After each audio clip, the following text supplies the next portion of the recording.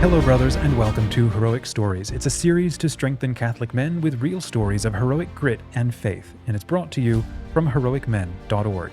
I'm your host, Dominic from Heroic Men. Each week, I sit down with a guest to ask them how they made it through their darkest moments, who their heroes were, and who they want to be a hero for. These are real men who've battled doubt, they've sought purpose, and they've changed their lives in ways that can inspire you and me to do the same. These are the stories that remind us that heroism isn't born, it's made. What is a story of incredible heroism that you like to think of, or that just absolutely fires you up when you think about it? And it could be like a first responder response, or may not even have happened to your life. It could even perhaps be from a story. But when you think of somebody in the news or something who did something incredibly heroic, what is that story that you love to go back to that exemplifies heroism for you? That's a tough question. Yeah. Because there's... See, here's why I'm asking, right? Just this morning, I was watching this video. I shared it in the Heroic Brotherhood, and it was one guy talking at the ARC conference, and he's talking about these unasked for first responders who showed up to the North Carolina. Carolinas. Yeah, the emergencies. I did watch the video. Now, yeah, okay, now you're prompting me where just that, I believe it was 2013, Calgary had a once in 100-year flood, and this was in June of 2013, and there were lots of flooding. The Calgary Stampede grounds, for those, it's one of the world's biggest outdoor shows, and it's been going forever, but just the response of Calgarians brought some of my coworkers to tears who, these tough, jaded guys, seeing thousands upon thousands. I got assigned to areas to control movement. Bowness was one of the hardest hit areas. So I'm there directing traffic, and people are just coming out to help people take all the stuff to the dump, and thousands upon thousands. We had people setting up barbecues on the corners to feed people. We had little kids walking around with their wagons with cookies for the volunteers, and just seeing the community come together. I remember one old guy who shows up, he goes, "Look, I can't do anything, but I got a truck," and there was two young guys. "Yeah, we'll jump in with you and load it and unload it." So it was just, didn't matter who you were, what your name was, what color your skin was, didn't matter. We're here to help you. And then it became, because this was, I'm trying to think if it was even a month before the start of the Calgary Stampede, where it's a major thing in Calgary. The Calgary Stampede is, we get upwards of 1.4 million people coming through the gates. Wow. That's in a 10-day period. So then it became... Is it a county fair kind of thing? I don't know what. Yeah, what this it thing would is. be equivalent to a county fair. It's one of the top, if you're rodeo people, it's one of the top payout rodeos in the world. It's been going, I think it started in 1912. So it's been going for a long time. Okay. And they made the decision to and they called it "Come Hell or High Water, we're gonna go." And you can see videos of the rodeo infield underwater, to them replacing all the dirt, doing all, we're talking within weeks. They cleaned up the Stampede and got it going, and yeah, everybody got T-shirts, "Come Hell or High Water Stampede," and that's awesome. And even after 100-year flood situation, they got it back up. Well, and much like that guy was talking about, and I'm familiar with stories because I was down in South Carolina in October. I stopped by to visit Steve Wood, and he was telling me about one of his daughters who was going out and buying supplies and giving it to some vet who had his own helicopter, who was flying them up to North Carolina and then word got out, so people started giving her gift cards to go buy more, and And it just took off until, like the story that you shared where FEMA came in or somebody had said, oh no, you can't do that anymore, this is our job. And because people don't wait for the government to help their neighbor in these times. And that's where I think we've fallen as a society, where all the homeless shelters, the food banks, a lot of them were run by Catholics. Most of them up here were started by Catholic organizations or religious organizations. And then the government says, don't worry, we'll take care of it. Then they create this behemoth that works inefficiently and not meeting the needs as best they can. Yeah, sometimes. I saw a quote or something, gosh, this is years ago, where somebody said something about the downsides, actually even of it was in reference to the Catholic Church as well, about how a problem that happened unintentionally when the church stepped in to take care of sick people and, well, created hospitals and created food shelters and, for poor people, take care of the poor people. As good as all those things are, there is an unintended side consequence, which is the average person, the average, good do-gooder, could outsource all of that do-gooding to the local Catholic pantry or local Catholic ministry, or just send people over to the hospital. And then we lost the ability on our own to feed the stranger and to take care of the hungry. And it stopped being something as immediate as it used to be in, maybe a pre-industrial culture or pre-modern culture. But I see this seems like what you just said with your 100-day flood and this thing in the Carolinas, these horrible situations that happened. There is a positive upside where we get to reclaim a bit of our humanity, a bit of that neighborliness, that friend reaching out to friend and like, I don't care if you say it's your job. I know I can help and I'm going to go do it because it needs to be done right now. I can't get over that one story from that video where the guy talked about, what was it? I don't even know who these people are. 2 rednecks or something, hot wiring a bulldozer to blast through 2 days of trees when FEMA said, oh, it'll take us 2 weeks to get through. We can't do that. And his family's in critical condition on the other side. Like, I don't know the rest of that story. I don't know who those guys are. But that right there, just the gumption to do good because it just needs to be done. That fires me up. I loved that. Well, and I think it's kind of like miracles. They're happening every day around us, but you need the eyes to see them. And we have heroic men doing heroic things every day around us. But much like St. Joseph, they're quiet about it. They're not always seen. And we need to celebrate those men more and encourage them. And whether it's the guy that's always there cleaning up after the night's spaghetti dinner, or the guy that's, shoveling the walks at the church quietly or mowing the lawn, like there are heroic men helping out their neighbors, looking after their wives, their children, coaching their kids' soccer team, driving, whatever it is. Don't lose sight of what you're doing. Those small things build into big things. You and I had a conversation on Heroic Hotline a couple of weeks back as of this recording, and we talked about your 33 years as a cop. And honestly, it really intrigued me how much I don't know enough about you and your time on the force and how that's led to you becoming the man that you are today, and what those experiences are, and more importantly, what those stories are. And so one of the big things we're trying to accomplish with Heroic Stories as a show is not so much where I'm asking you, Sean, what sort of a hero are you? I think that it's confused, or it's like made some of our guests kind of wonder, how do I even answer that question? Maybe it's not a fair question. It's hard when you're following St. Joseph in his humility to talk about how heroic you are. Well, there you go. So let's turn this around. We're going to have this instead be, what are the heroic stories in your life that have moved and motivated you? Stories that you love to tell or that you think about that make you want to be a hero. And so with that frame of mind, I would like to ask you about a moment when, like a dark moment in your past, maybe one of the worst or weirdest stories when you were perhaps back on the force, and perhaps it was one of those moments that made you realize, who I am now cannot be who I am tomorrow. I have to become or do something different because, well, I don't know, maybe you'll have your own reason. What is a story like that comes to mind?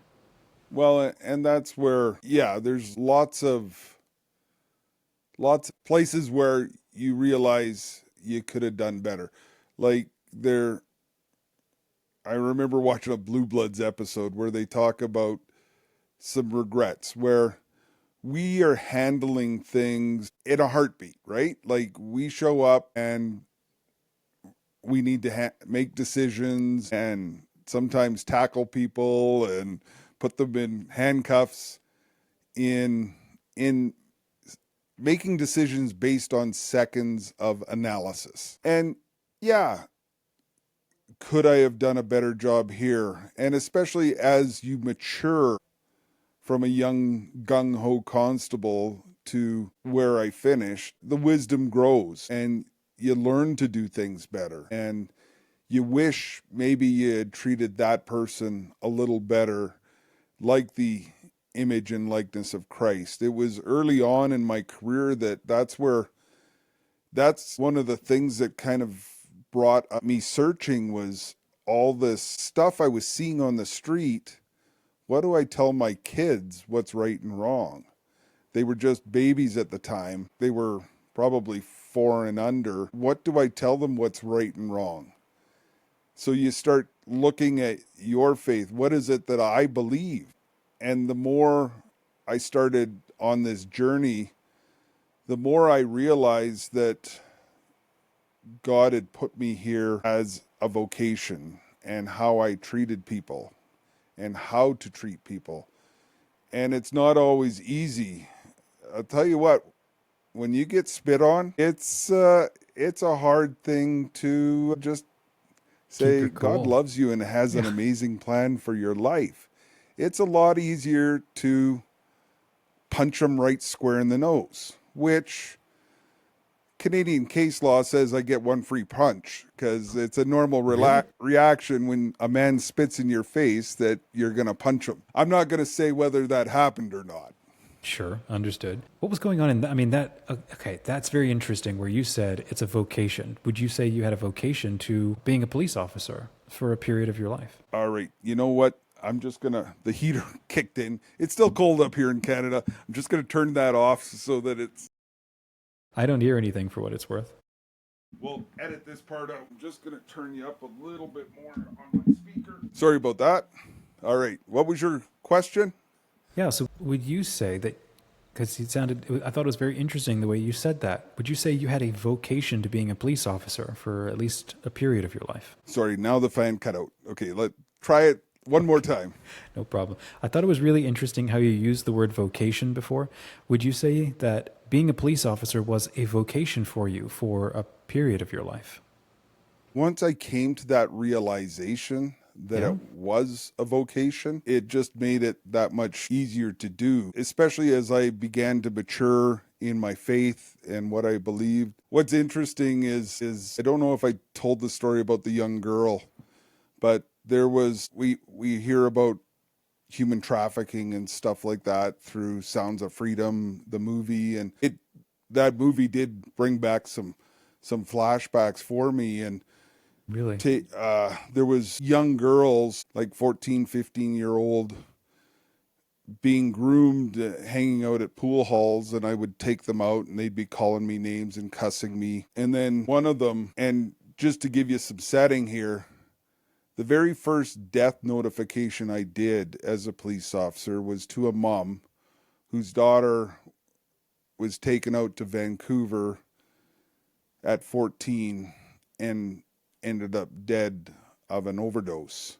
And having to tell that mom that her child's never coming home again is a very profound time. And so keeping that in mind when I'm going into these pool halls and dragging these girls out, and one I remember I dragged out 3 or 4 times, took her to social services, and she was calling me every name in the book. And then, but I gave her my card and let her know that I'm here. And I got a phone call one day that she was pregnant by one of these gangbangers.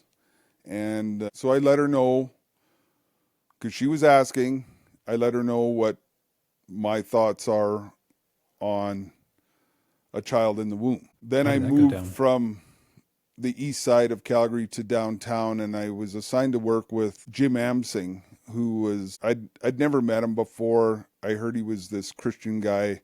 And as I'm beginning my first shift, I get a phone call from this young girl who says, she's calling me from Vancouver saying, Constable Lynn, I just wanted to phone and let you know everything's going to be okay. I'm back home with Mom, and thank you.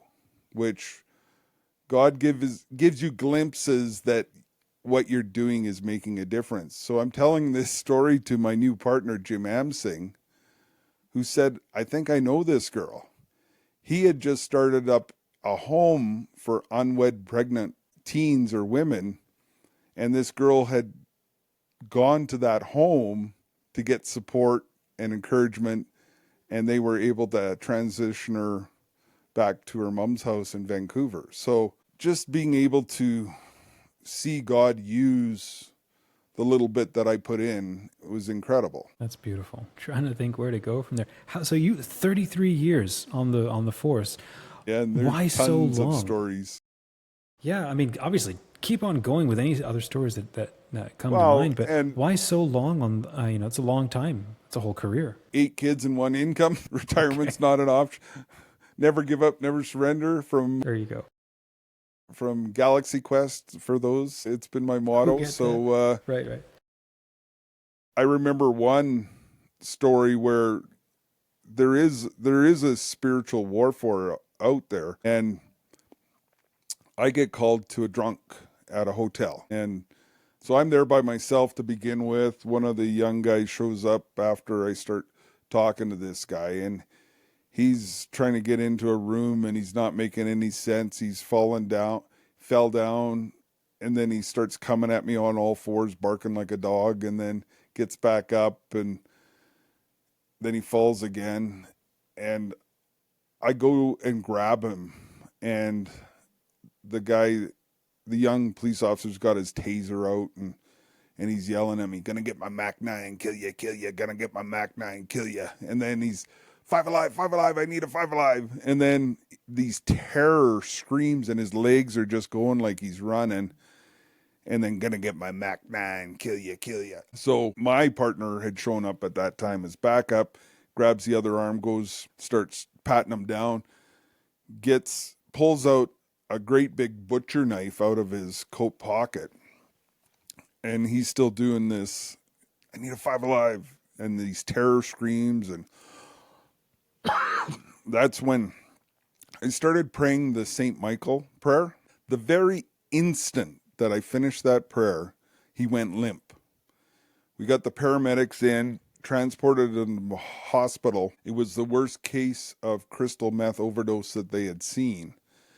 When I went to the hospital right after, they had his body covered with ice bags, trying to get his temperature under control.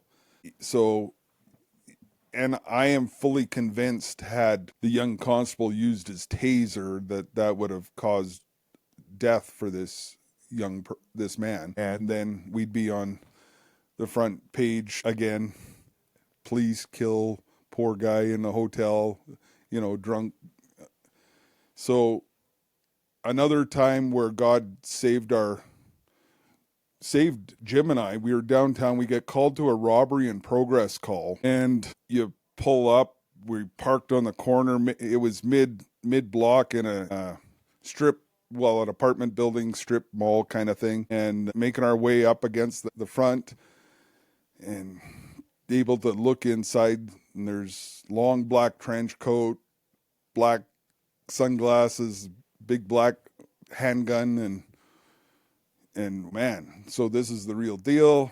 We're right at the door, just out of sight, and then all of a sudden the door comes open, and there's the black trench coat, black sunglasses, and big black handgun, and I'm like 2 feet away with my gun, saying, drop the gun, and it tilts up. They look down and tilts up at it.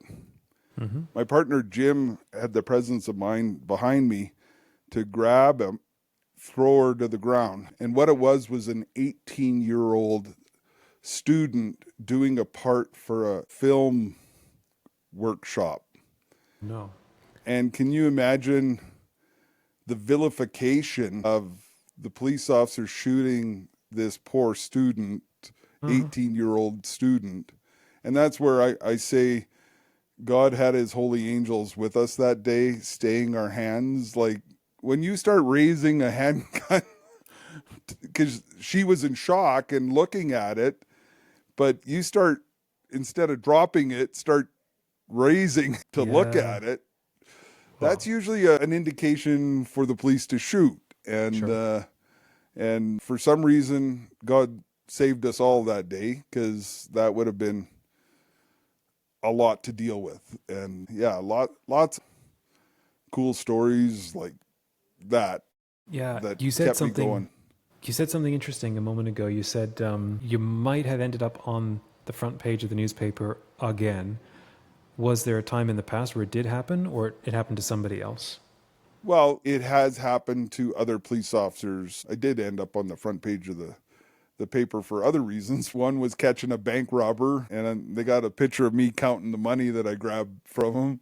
And the other one was where the reporter kind of caught me, where she was looking for a quote, and I'm going, well, I wasn't working last night. I was the acting sergeant during the day, and the third call, and she's trying to get something, and I'm going, and it was a party situation where the police had called and left, and it was, they were complaining because the police did nothing, and I'm going, look, we've got limited resources. We're not there to babysit people all night. We went, we cleaned out the house. Like, we can't stay and babysit these kids all night and sure enough, that made the front page of the paper. Sergeant Lynn says we're not babysitters. So yeah, which the deputy chief says, yeah, you're right. You ended up spending. Well, I'm curious to ask about your father, if I can. You said he was also on the force, and so it's part of the family heritage. Is that right? Yeah, if you look behind me, there's my daughter drew the picture there. And then just above it to the left, there's a great big picture of both him and I, and our class photos of when we started the police that my coworkers gave me as a retirement, and it's called the Lynn Legacy is what they had inscribed there. So my dad started March 15th, 1962 in Calgary, and he became a sergeant and then a detective in the robbery squad and then a staff sergeant. So he had a great career. He made front page news as well with bank robbers, and then he was able to give me, he retired in 1988. I started in 1989, and he was able to present me with my badge. And the beautiful thing was when I was offered to do Heroic Men full time, God Squad Canada, Catholic Men's Leadership Alliance, I set my retirement day officially to March 15th. So I retired on the same day he started policing, just because the timing worked out. And it was something that I was very proud. He was very proud that we both did that job. And I also saw the humanity, because I remember him coming home one day where there was a missing girl, and the guy took her out west and murdered her. Just a young, I forget whether she was 6, 8, somewhere in there. And then seeing him when I was a teenager, at the time I was in high school, just break down at the end of the day after having to tell those parents that their child wasn't coming home. And that's where a lot of people don't realize the baggage that many police officers carry with them. I've met some of the guys at our summits where just being able to talk with them to help them. And I got involved in peer support when they first started it at the Calgary Police Service and did 19 years. And in essence, that's what we're trying to do as Heroic Men here, is set up a network of peer support for men so that men know that they're not alone. And it's so important for avenues of support, so that you can deal with the things that and being told it's normal. Because like I've gone into burning buildings because I was told there was a family inside, and save the family dog, but just you're it's not like you just go home and say, just another day. Hi, At honey, the I'm home. office. So it's there. You have to process these things. How did you, Sean, manage to process coming out of work and these sound like chilling situations, and then to transition back into a family life with 8 kids and to come back and try to be a attentive dad when you probably need, I don't know, therapy every day? Well, that's interesting. One of the police officers, she had done policing in Europe and then came here, and she was saying anybody that's done 25 years of policing has PTSD, and there's probably some truth to that. But I was blessed to, as I began my career, and then about 5 years in is when I was telling you about working with Jim. Jim was Dutch Reform, and so we were having these great discussions on faith, and he ended up coming into the Catholic Church, and I grew in my faith, and just having that faith component to know that there is a God, he exists, he cares about me, and he wants to, but also knowing when to call. I alluded to, I think, on our call about being at a sudden death of an infant where I had to go to the hospital and tell the parents that their baby was dead. And my wife's 8.5 months pregnant at the time. That's not something that you take home and say, hey, honey, this is how my day went. So I phoned it was actually Jim that I phoned and just talk through that, because he had a large family as well, or has, and then just knowing that. And when I had other tough days, like I worked with youth at risk of falling into gangs I did that for 9 years, and I lost five of the boys to either murder or overdose. And these are, when you work with a young man day in and day out for 2-3 years, they become like sons to you almost. And being able to reach out to the God Squad board, or I ride motorcycles with Jeff Cavins and Bishop Scott McCaig and Father Marius, and just knowing that these men are there for me and praying with me, and that I'm not alone, that gives me the ability to continue doing. And I've got a loving wife who supports what I'm doing, and my children. We just did a concert, and quite frankly, I probably had no business booking a composing music, renting the premier concert hall, orchestras, choirs, soloists. I learned a lot. It's because you have the support, you're able to go and do crazy things. Like my wife says, it was a crazy idea 4 years ago, and here we are sitting in a concert hall with the apostolic nuncio and the bishop and a neighboring bishop in attendance, listening to this incredible soul-penetrating music that was just an inspiration from the Holy Spirit 4 years ago, right? So what an adventure. Gosh. I got to ask, what inspired you, or why did you get involved with the at-risk youth and then go on to do that for 9 years? How did you get into that? Well, and that's probably prompting with, I tell people, like, I thought I wanted to be promoted and move up the ranks, and I would suggest that my public faith probably hindered that. And Really?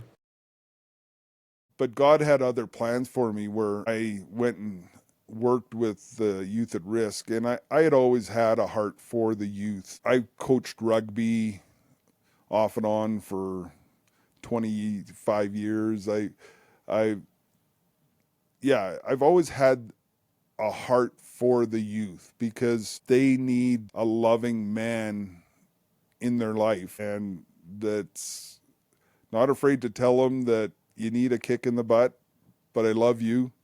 If you don't get out there, I'm going to kick you in the butt, right? So it's especially young men. They want that, and they thrive off of that, and that's why we started God Squad. It was 4 police officers that saw this lack of fathers engaged in the young people that we were arresting and dealing with, the prostitutes. Everybody we were dealing with did not have that loving father in their life. I don't recall anyone. And I remember working with another partner later on. I came back from our conference with Steve Wood was one of the keynote speakers again, and telling him about this stuff, and he's not quite buying. And then he comes back a week later after watching 60 Minutes or one of those shows, and there was a thing on Rikers, and of the 640 men in Rikers, not one of them had a dad at home. So, and for those who don't know, Rikers is a prison. Where is that located? That's in New York. Okay, that's what I thought. Yeah. They Law and Order. If you watch Law and Order, they always take them to Rikers. Yeah, it's been 10 years since I've watched that. It was just too addictive. I had to stop to get my life back. Gosh. Okay, so 9 years with these young men. I didn't know that God Squad began as like your ministry or outreach to collaborate with other police officers. Yeah, the first, so Steve Wood, who was a Protestant convert, he was a Protestant minister I actually just talked to him on the phone this morning. He was one of the early ones, Scott Hahn, Jeff Cavins, himself. That's where I started listening to these cassette tapes that just meant the world to me. And I met him at this family conference in Edmonton, and he didn't pull any punches in his cassette tapes, and as a result of his challenges and everything. So my wife and I were young, and we had 3 children by the time I was 25, and the world and everybody else told us that's enough. So I had a vasectomy, and because I wasn't well formed at that time, and it was even, people within the church encouraging that. So with Steve's challenges and with some health issues, like I ended up going to a doctor, and here's the miracle, because back single income, we only had 3 kids at the time, but still not a lot of money, was you had to pay for a reversal. But the government actually paid for my reversal because I was having prostate issues at 33 or 32, which you shouldn't be having at that age. And so when I first met Steve, Michelle was pregnant with our 4th child, and that's why there's an 8-year break between 3 and 4, and he just loved the whole story. So Michelle and I had started up a mobile Catholic bookstore because we wanted to share these tapes and books with people. Mm-hmm. And what did you do? Just load it all up in a van and just drive the van around to different people's homes? We started at our parish, and then we started in a van, and then we got a little trailer, and we'd go set up after masses at the back of the church just to try and get Catholic resources, where now there's a plethora. In the mid-90s, late 90s, there wasn't a lot of solid Catholic stuff that you could access, right? So we used cassette tapes for those young people. They're little squares that you twist them with a pencil, pop the caps. Yep. So, and then Steve put on one of his first St. Joseph Covenant Keepers conferences in Edmonton. So Steve Wood started St. Joseph's Covenant Keepers in answer to Promise Keepers, because he was attached with Promise Keepers at first, but then they had to sign a sola fide, sola scriptura kind of mandate. And he says, well, I can't do that. And as a Catholic. And so then we said we'd do the next conference in Calgary. And that was with the 4 police officers, three other, once again, had no business doing that. But we did it, and God came through for us. Mark Shea was one of the speakers. Steve Wood and Patrick Madrid were the speakers at our very first conference. And then Mark Shea wrote an article for Steve Wood's newsletter, and he coined us the God Squad. And then Steve invited us down to EWTN Studios later that year, and we recorded 2 shows for his series called The Carpenter's Shop. So the God Squad name stuck. We leaned into it, and that's how the God Squad started. And then a little later, because we had kind of hijacked a dormant charity called Our Lady Queen of Peace Society Center. And so there was too much confusion with the charity, St. Joseph's Covenant Keepers conferences put on by the God Squad. So we just changed everything over to God Squad Canada Societies. Yeah. We're now talking about heroic men. It's something you and I both work on really intensely, and you're up there in Canada and we're trying to figure it out down here in the United States. Why do you see, what's the biggest impact that heroic men, the fact that it's a program and that it's a ministry and it's a brand and it's something that, it's got a little logo on it, something we can use to inspire men to cross the aisle and reach out to other men to break through this kind of, it's like a glass wall between us where we men just don't talk to other men. And like you just said, there's these quiet men doing quiet acts of heroism just out there, not looking for any praise, they're just getting it done, making the world a better place. What's been the biggest or the best response you've seen to trying to bring heroic men to Canada? Well, and working with that. I would argue, Canada is definitely a different place where I would say a lot more secular than the United States. Faith isn't as public. Terry Vanderpool jokes that it wasn't the cold surprised them coming from Texas. It was just how lack of public faith here. So being able to encourage men to be not afraid, which it says it in the Bible over and over and over again. Many times, yeah. And just Jeff Cavins talked about a fan or a follower. It's one thing to know your faith. It's another thing to live it. And encouraging men to get off the sidelines and get in the game has been so rewarding, and seeing the growth. Like just this last weekend, we've been encouraging Montreal and Deacon Corey and Corey Jolly, who Corey phoned and said it was such a blessing. They had 50 guys at their men's retreat in Montreal, which was once the mecca of religious faith for French Canadians, and went way. So finding their way back. St. John, New Brunswick had their second men's retreat that we helped them encourage and get going. We had ours. We got one coming up in Kelowna and one in Winnipeg, and just seeing the growth. Southern Ontario, we've got a number of men's groups and men's conferences going, and inquiries for more. So seeing men stepping off the sidelines and wanting to get engaged is so encouraging. And up here in Canada, we have St. Joseph as our patron saint. So we're I'm so excited to see what he's going to help us do up here. So thanks for joining us on Heroic Stories. If this story connected with you, send it to someone.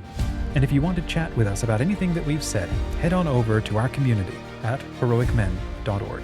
We're here for every man out there who feels they're made for more, has the faith to step up, and doesn't know what to do. Come and share your journey with us. Can I share something about a group of men like you? The Heroic Men app is powered by an alliance of supporters. They step up so that others can access life-changing content and community at no cost. Right now, there's another man out there who needs stories and content like this. Maybe he can't even afford a bus fare to Mass. Maybe it's a teen questioning if he matters at all. And maybe it's a father searching for real brotherhood. Your $5 a month covers his ability to access this content. One more soul reached, one more life changed. $5 a month, that's it. If you can, consider paying it forward today. And if you can't, share Heroic Men with another man. That alone could bring another man back to faith in Jesus Christ. And here's how we give even more back to you. Every donor is welcome to join an exclusive group inside our online community. We want to learn from you and work with you to strengthen men so that no man is left behind. Visit heroicmen.org today to stand with us. Someone paid it forward for you. Now will you do the same?